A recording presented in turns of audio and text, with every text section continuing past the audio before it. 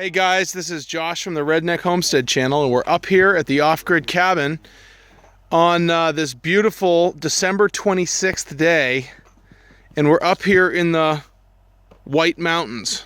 Quotey fingers around the white, because as you can see, we still have no snow.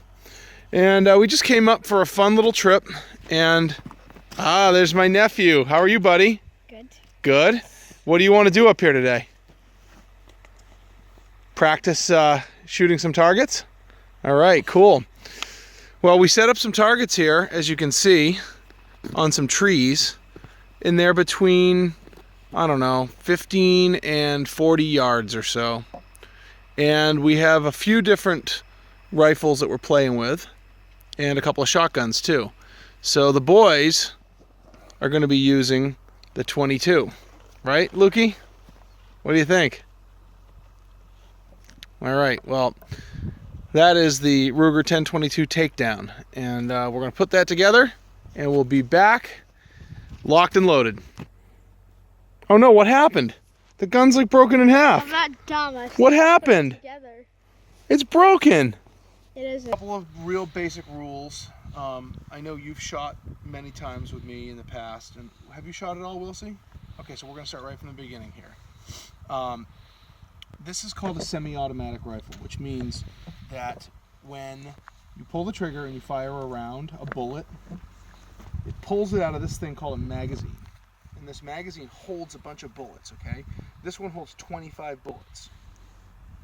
And then what it does is it feeds it, it takes it out of this magazine, puts it into the chamber, and then when you pull the trigger, it sends the bullet flying, and then the spring here pulls another bullet up and loads it back into the chamber. So really, this gun will fire as fast as you pull the trigger. So the most important thing, or the first most important thing to know about, is that the gun is always, always, always loaded. Right? Take your... I can hear you. You can take it. Why don't you make sure you can hear me? Take it off. Come on. This is fine. Take the earmuffs off, please. This is fine right here. Okay. All right. So you always treat the gun like it's loaded. You never ever assume that the gun, oh well, you know, I just saw my dad or my uncle unload the gun. I know it's not loaded. You never think that way. Ever, ever, ever. So that means you always treat the gun like it's a deadly weapon, right? Because that thing can always, always fire.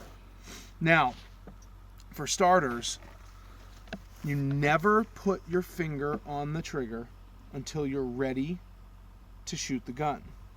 But you're never ready to shoot the gun until you're sure that there are no people downrange of the muzzle of the gun, which is the tip of the gun, okay?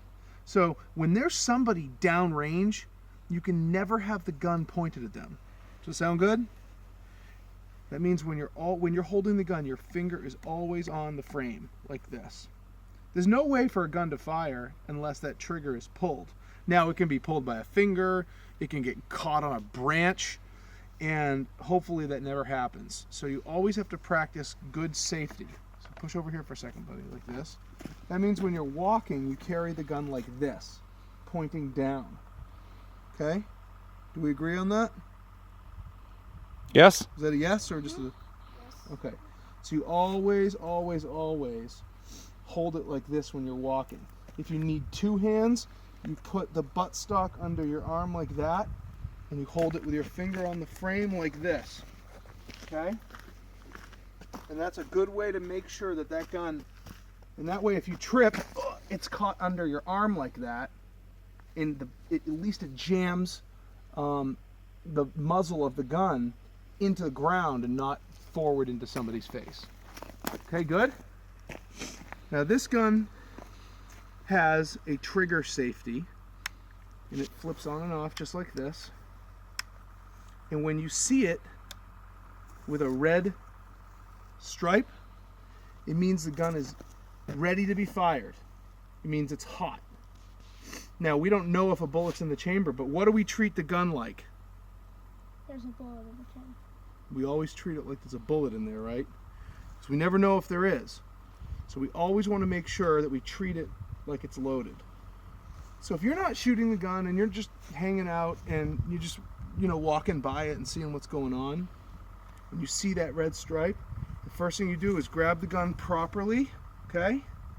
Put it under your arm like that, and then turn that safety on. That means that the gun, at least the trigger's disabled. Okay?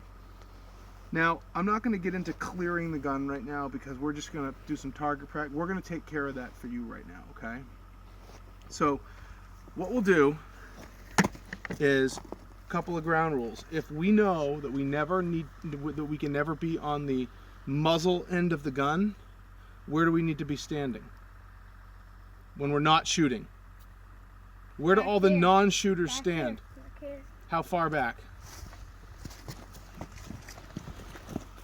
Okay, good. Now, why are you going to stand that far back? So just in case if they hit a rock or something, it ricochets, it won't. Well, that's one reason, but that's not the major reason. The major reason is every time you fire a round or a bullet, it's going to eject the used cartridge out the side. So look, listen, watch, buddy. So when you pull that trigger, bam, it's going to go bam. The used cartridge is going to come flying out the side. If you were standing right there, it would hit you. True, when it comes up fast. Exactly. You always have to have your ear protection on and your eye protection on. Deal? Ow. Okay.